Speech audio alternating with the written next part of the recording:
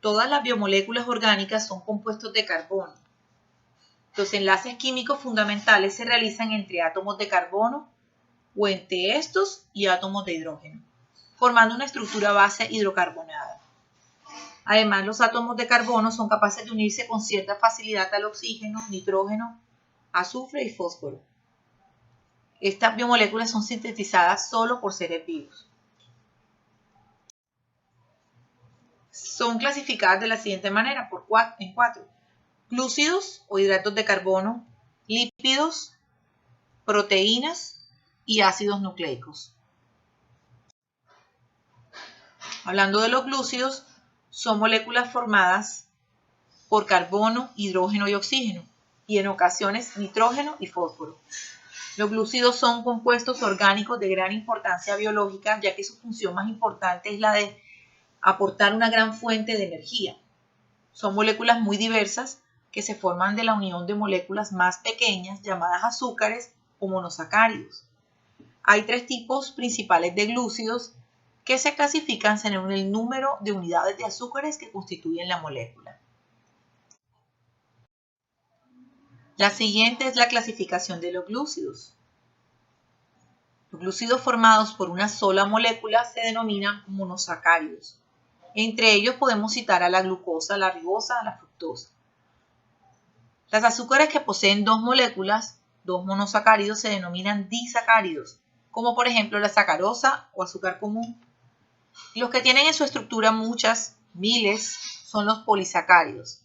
Entre los polisacáridos más importantes se hallan el glucógeno, el almidón y la celulosa.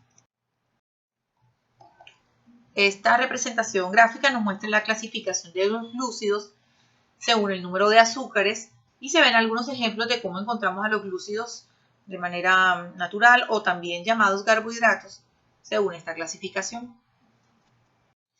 La función de los glúcidos, podríamos decir que su función principal es la energética. También hay ciertos hidratos de carbono cuya función está relacionada con la estructura de las células o aparatos del organismo, sobre todo en el caso de los polisacáridos. Estos pueden dar lugar a estructuras esqueléticas muy resistentes y también pueden formar parte de la estructura propia de otras biomoléculas como proteínas, grasas y ácidos nucleicos, como veremos más adelante en la presentación. Gracias a su resistencia es posible sintetizarlos en el exterior del cuerpo y utilizarlos para fabricar también otro tipo de elementos como tejidos, plásticos y otros productos artificiales. La segunda biomolécula son los lípidos. Son compuestos principalmente por carbono e hidrógeno y en menor medida oxígeno, aunque también pueden contener fósforo, azufre y nitrógeno. Llamamos lípidos a un conjunto muy heterogéneo de biomoléculas cuya característica distintiva, aunque no exclusiva ni general, es la insolubilidad en agua, siendo por el contrario solubles en otros disolventes orgánicos como el benceno, cloroformo, etc. Hablando de la función de los lípidos, está la función de reserva energética.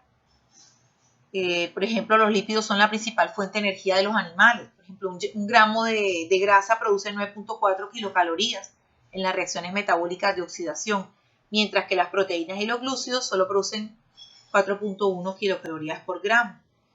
También tienen la función estructural. Los lípidos forman las bicapas lipídicas de las membranas celulares.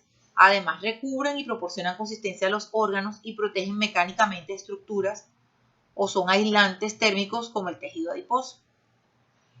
Cumplen la función catalizadora, hormonal o de mensajeros químicos, pues los lípidos facilitan determinantes reacciones químicas y los esteroides cumplen funciones hormonales. La clasificación de los lípidos según su estructura es la siguiente. Se clasifican en lípidos saponificables y lípidos insaponificables. Los saponificables a su vez se dividen en simples y complejos. Los simples son aquellos lípidos que solo contienen carbono, hidrógeno y oxígeno. Se subdividen a su vez en aciglicéridos o grasas. Cuando los aciglicéridos son sólidos se les llama grasas y cuando son líquidos a temperatura ambiente se les llama aceites. Los lípidos complejos son los lípidos que además de contener en su molécula carbono, hidrógeno y oxígeno, también contienen otros elementos como nitrógeno, fósforo, azufre u otra biomolécula como un glúcido. A los lípidos complejos también se les llama lípidos de membrana, pues son las principales moléculas que forman las membranas celulares. Y hablando de los insaponificables, son los lípidos que no poseen ácidos grasos en su estructura y no producen reacciones de saponificación. Entre los lípidos insaponificables encontramos los terpenos, esteroides y las prostaglandinas. Como vemos en estas tablas, se detalla la clasificación según la estructura. Los saponificables, simples, complejos, y los insaponificables y sus ejemplos de cómo los encontramos.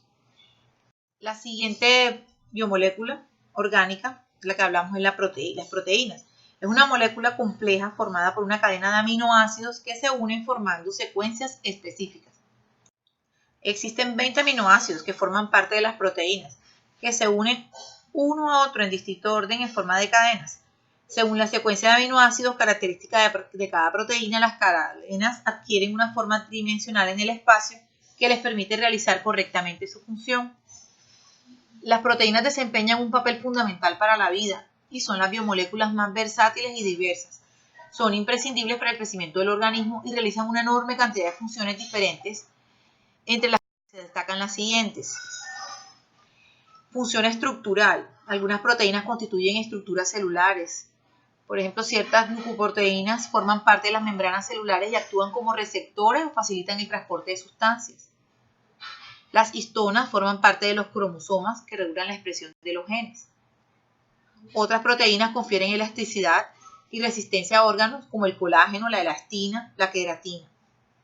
La función enzimática, pues las proteínas con función enzimática son las más numerosas y especializadas, actúan como biocatalizadores de las reacciones químicas del metabolismo celular. La función hormonal, algunas cumplen, son de naturaleza proteica como la insulina y el glucagón, que regulan los niveles de glucosa en la sangre, o las hormonas segregadas por la hipófisis como la de crecimiento y otras. La función reguladora que cumplen las proteínas, por ejemplo, algunas mantienen el equilibrio osmótico y actúan junto con otros sistemas amortiguadores para mantener constante el pH del medio interno. La función defensiva de algunas proteínas, por ejemplo las inmunoglobulinas, actúan como anticuerpos frente a posibles antígenos. La trombina y el fibrinógeno contribuyen a la formación de coágulos sanguíneos para evitar hemorragias. Las mucinas, toxinas bacterianas. Otra función que cumplen las proteínas, función de transporte, como por ejemplo la hemoglobina, que transporta oxígeno en la sangre de los vertebrados. La hemocianina, que transporta oxígeno en la sangre de invertebrados. La mioglobina, que transporta oxígeno en los músculos. La función contráctil, que cumplen algunas proteínas, como por ejemplo la actina, miosina, que son responsables de la contracción muscular. La función de reserva, otras también cumplen esta función. Una forma de clasificar las proteínas es a partir de su composición, encontrándose dos grupos, como vemos en la tabla: simples u holoproteínas formadas únicamente por aminoácidos, y conjugadas o heteroproteínas, con una parte proteica formada por aminoácidos y otra parte no proteica llamada grupo prostético, como visualizamos en la tabla con todos los ejemplos.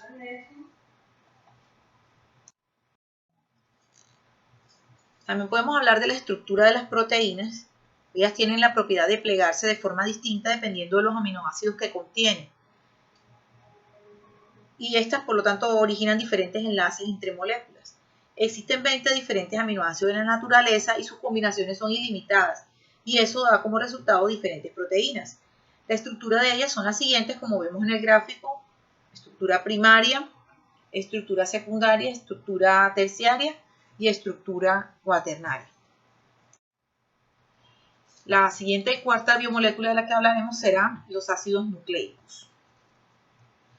Son una biomolécula orgánica, un compuesto orgánico de elevado peso molecular formado por carbono, hidrógeno, oxígeno, nitrógeno y fósforo, formados a partir de unidades llamadas monómeros, que son los nucleótidos.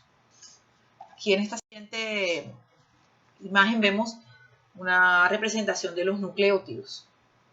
Está formado por una base nitrogenada, un azúcar y ácido fosfórico.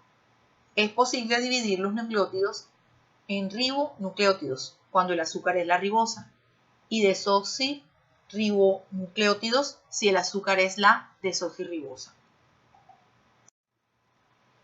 Existen dos tipos de ácido nucleico: ADN o ácido desoxirribonucleico y ARN o ácido ribonucleico.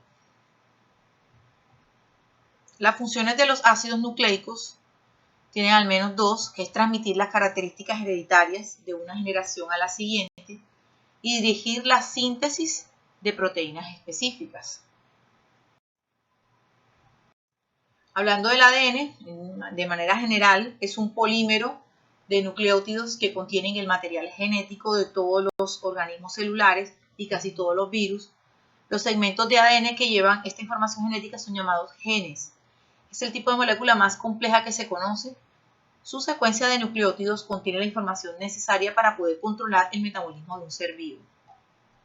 Y hablando del ARN, de manera general también, es un ácido nucleico formado por una cadena de ribonucleótidos.